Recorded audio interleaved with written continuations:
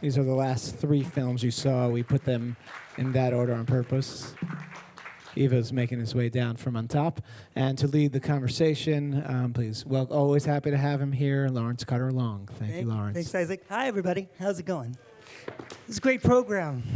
So why don't we start in the middle? I've been part of this, thank you, festival for the 9 years it's been around. Program things for Turner Classic Movies. I've seen tons and tons of things that have to do with disability. I don't believe I've ever seen disability noir before. So that's a first. Congratulations for that. Thank you very much. This film has an interesting history. Why don't you tell us a little bit about the Disability Film Challenge and how this came to be? Right, so yes, first of all, thank you ReelAbilities and JCC for hosting us. And I also must say I feel very honored that the film was shown alongside such wonderful films and such wonderful filmmakers and artists. So thank you, everyone. No, this film was made for the 2016 Disability 48-Hour Film Challenge. 48 hours. Right, so basically we had 48 hours to write, shoot, edit, graphics, audio, everything. So the guidelines were published Friday, 5 p.m., and we had to submit the film by 5 p.m. Sunday. So that's all we had to work with. So basically that's exactly why we went for something where we could basically not focus so much, because we didn't have so much time, on production aspects. And although the computer stuff was. Yeah, so that was, we wrote, when we got the guidelines, we wrote the film Friday night, that night. So all day Saturday, we shot. And then it was also like a 3-member crew, basically. So we shot Saturday, and while we shot, the editor and also the co-writer who did the graphics as well, Chris Burns, who basically did an amazing job, and she was, without her, the film wouldn't be what it is. She stayed back and worked on the graphics. And then we came back after with all the footage that night and basically worked through the night to be able to submit the film the next day. So yeah, it was a hectic two days. We basically slept like 3 hours within the whole 48 hours.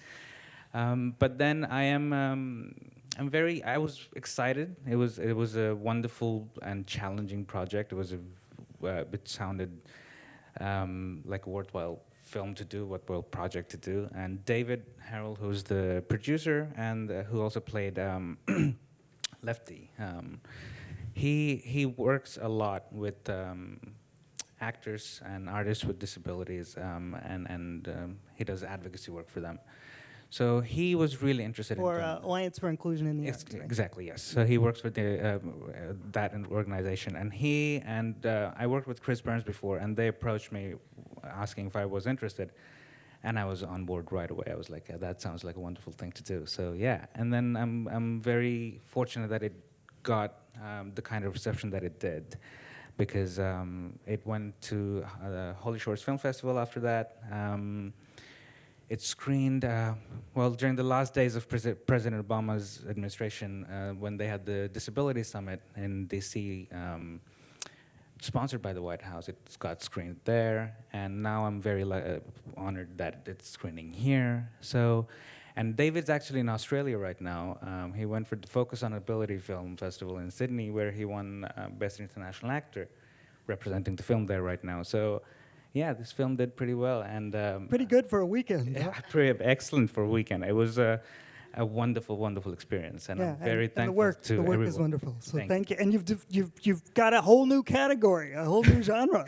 Yes, that we haven't seen before. Yeah, we tried to play with something new, and we tried to make it interesting, a little funny, and we tried to do the best that we could within the time restraint and the limited resources that we had.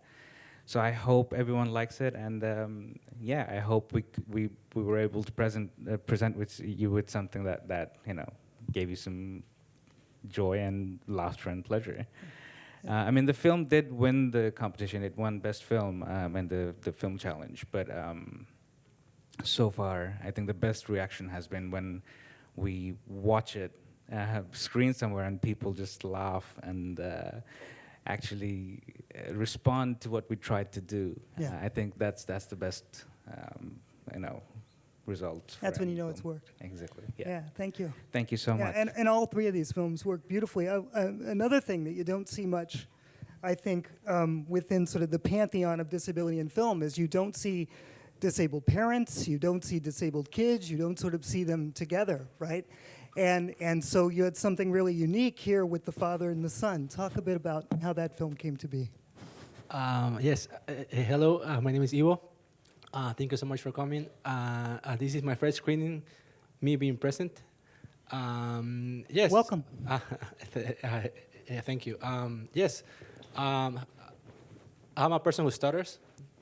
So when I was a kid and teenager, I was like a really, I wasn't able even to start to speak. Now I have a little bit more control of my speech because I grow older and I have a little bit more of confidence maybe.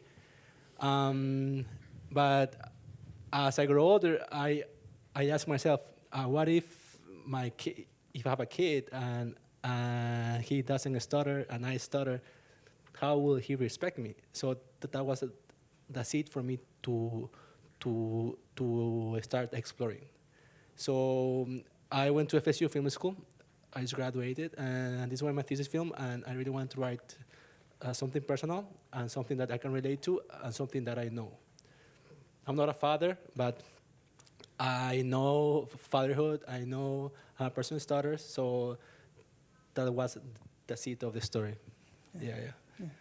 Well done. And it's been received well. Where have you screened it? Yeah, the film won the DGA, the student DGA, the jury prize, the Latino East category. Right now it's screening in Tampa in the Gasparilla Film Festival. It's going to screen in April in Rochester, in the Rochester International Film Festival. It's going to screen it's screening in two small festivals in Canada, the Blue Nose Film in Nova Scotia, Halifax, and in another festival in Toronto, a small festival. And I think it's on the screen in the Holy Short, like you, from February to June in LA, and also FSU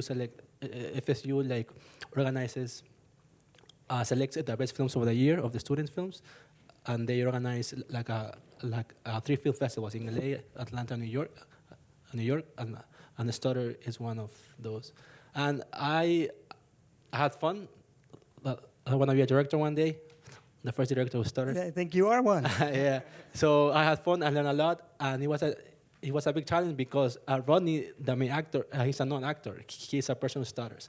So you have no idea how difficult it was for me to when I have to pitch the idea to all film, the dean or filmmakers, and they say this is a good idea, but how you wanna find an actor who stutters, is middle-aged, and can act? Then say, oh man, I'm not screwed.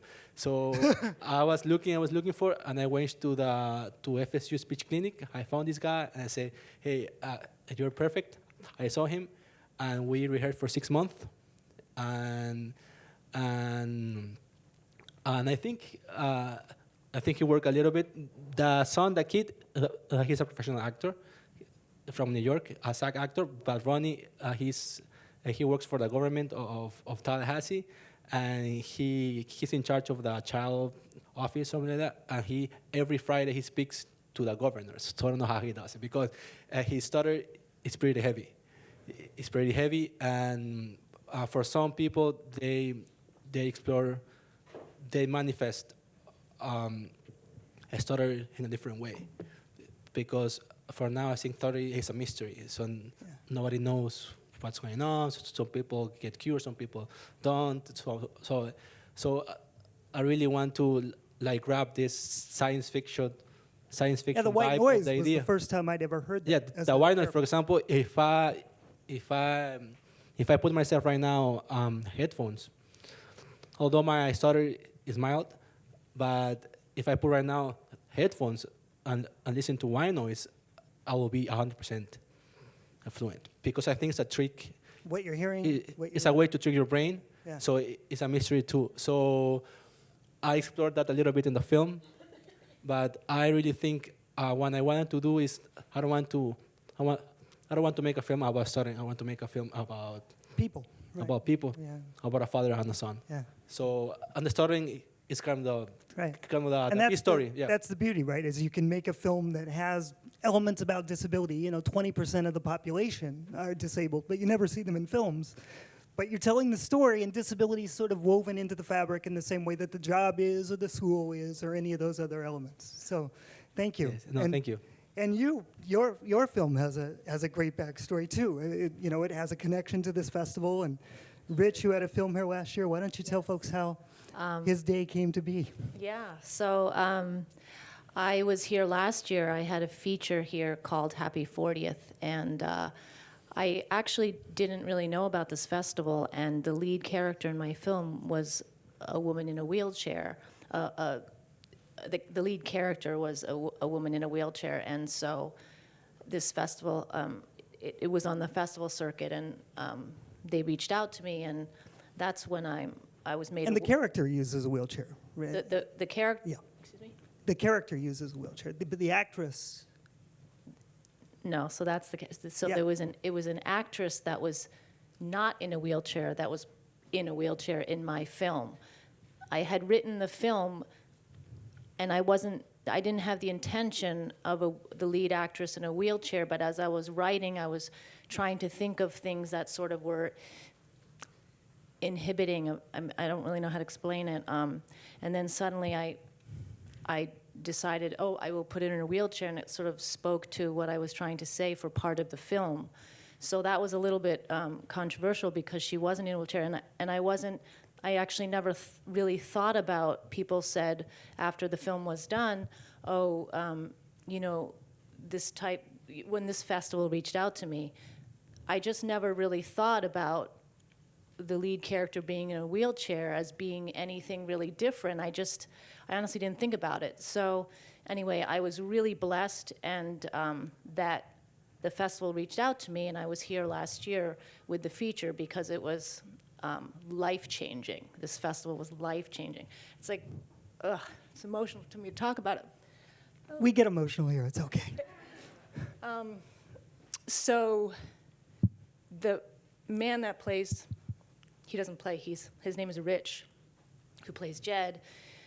He has cerebral palsy, and he was here last year at a festival in a short film. And I had actually met him at a festival before. We both were in the same festival in Oregon. And so then we were chatting there, and then we started chatting here, and then after this festival, and after talking with him so much, I wanted to write this film. So that's how it came about. Yeah, and it's another one where often if you have a story that has something to do with disability becomes the main focus of the film, Yeah. but is not woven into the rest. Yeah. Very seldom do you see the dad guy. He's sort of the husband, right? The guy walking the dog who's happens to be a disabled character, played by a disabled actor. So that's Yeah, unique. and it's actually sort of changed everything.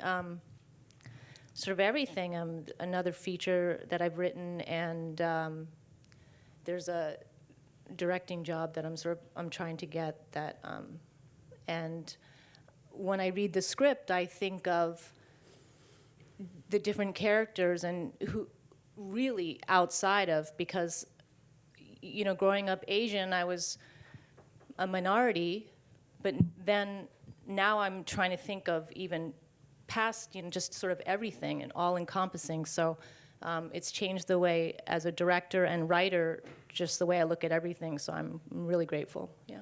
That's great work. Okay, to you audience, your questions. I'm speaking to him. I'm sorry, what's your name? Your name? Evo.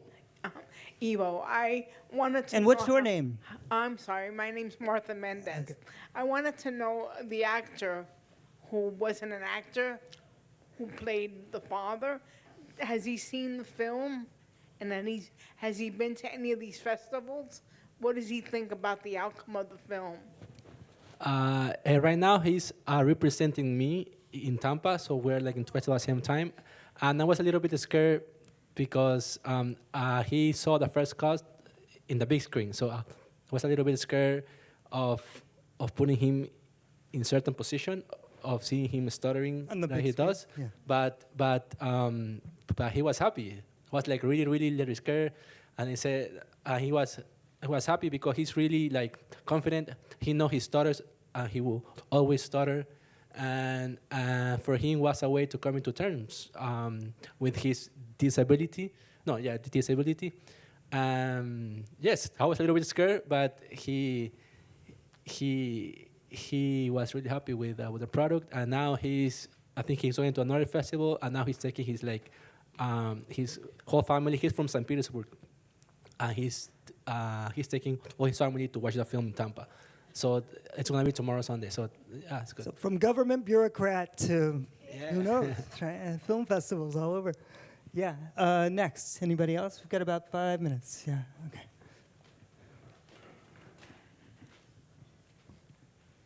Hi. Yes. All the films are really good, but Evo, I'm a person who stutters, and I really appreciated how realistically you showed stuttering. I couldn't tell if the actors actually stuttered, but I really liked that in addition to the father and son who stuttered, there was also the classmate of the son who was teasing him, and then the father comes in and challenges the father. It's a really good device to have both sides of it be intergenerational.